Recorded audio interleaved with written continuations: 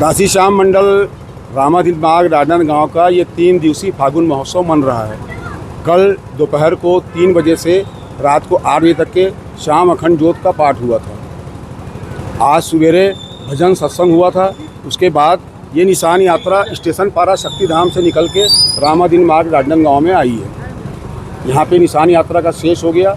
पूजा वूजा करके निशान चढ़ाएंगे। जो भक्त आए हैं वो कल सवेरे केसर और इत्र की होली होगी 8 बजे से लेके 10:30 बजे तक के। उसके बाद रात्रि संकीर्तन होगा भजन, तो नीचे हाल में ही होगा रामाधीन मार्ग में, रात को 9 बजे से लेके सवेरे पहट 5 बजे तक। ये हमारा हर साल मने आ रहा है। आज 50 साल हो गए मनाते हमको। 50 साल से ये अनवरत कार्यक्रम हमारा चल रहा है। जी भैया, शुभ नाम बताइए। अनिल शर्मा।